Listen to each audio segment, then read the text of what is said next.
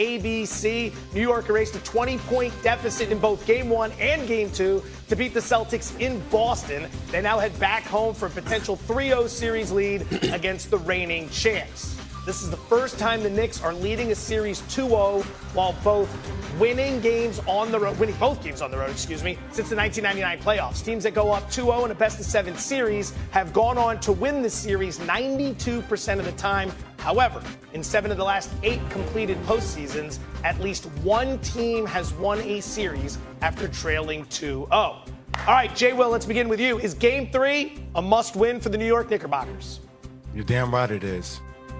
Listen, you don't play with your food when you're going against a team with the best offensive rating in NBA history. It's 123.2 rating. And look, 2 of the games, they've been down 20. I'm going to be in the building on Saturday. This building is going to be electric. MSG is going to be off the charts. What do you do when somebody's down? You keep them down. And S.A., Wendy, you both know this personally. Shooters shoot. What's the last thing you want shooters to see? The ball go in the net. You don't want them to find their rhythm, because if the Celtics find their rhythm, all the pressure will then be back on New York, because the Celtics will have found their jump shot. And if they shoot anywhere better, don't let them shoot in the 40s from the three-point line, because that momentum, and by the way, they're a better team on the road than they are at home. 33-8 on the road this season, which set a franchise record for the Boston Celtics. So them coming into that building, knowing all the history, playing at this level when the crowd's going to be electric, if they shoot the lights out of the ball, all that momentum is going to swing back towards Boston. And we've seen it before in playoffs back in the past. So I think New York, if they're down, keep them down, keep your foot on their neck.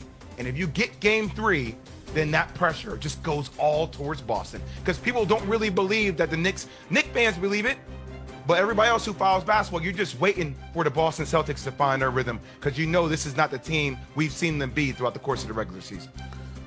Well, you're looking at the New York Knicks. I mean, one can make the argument, just make sure you walk away with at least one victory and you go back to Boston for Game 5, up 3-1. But I'm with you, Jay. I'm of the mindset that you got to win Game 3.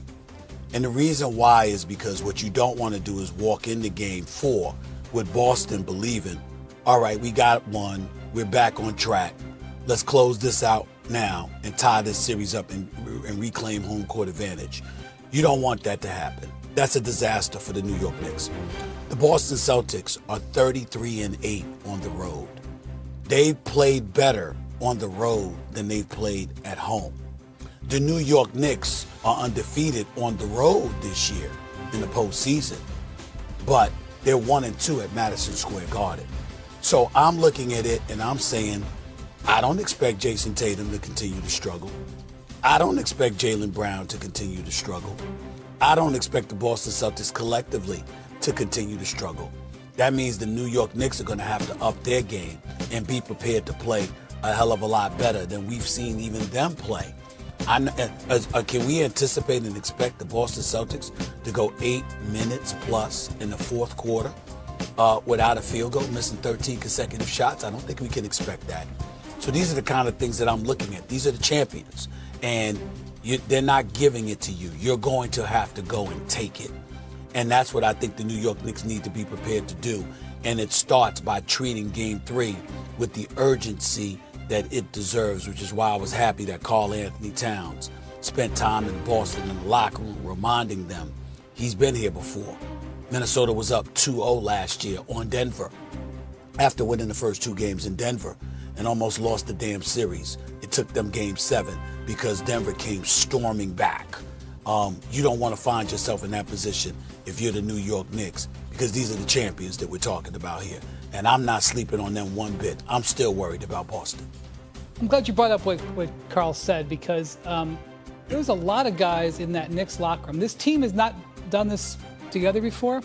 It's a very experienced team, actually. When you talk about Karl Towns, who was up 2-0 in a playoff series last year in Minnesota, where they won both games in Denver, then came home and lost Games 3 and 4. He was immediately talking to his teammates about that.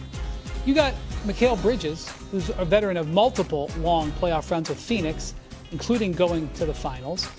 You got PJ Tucker over there, and I know PJ Tucker has not got a big role. PJ Tucker's got a big voice. This is a champion. There's a guy in there with a ring. You got OG Anunoby, who's not an outspoken, be a vocal leader, but certainly leads by example. There's a lot of guys in that Celtics locker room who can have a calming force. In the Knicks locker room, I don't think you're going to see the Knicks come out with any sort of belief that this is not going to be very difficult. I think everybody on that roster will say that. It's a very unusual series. I've never quite seen anything like it. I'm having a difficult time analyzing it, to be honest with you, because conventional wisdom and conventional operation of the games have gone out. Conventionally, analytically, the Celtics should be 2-0 up.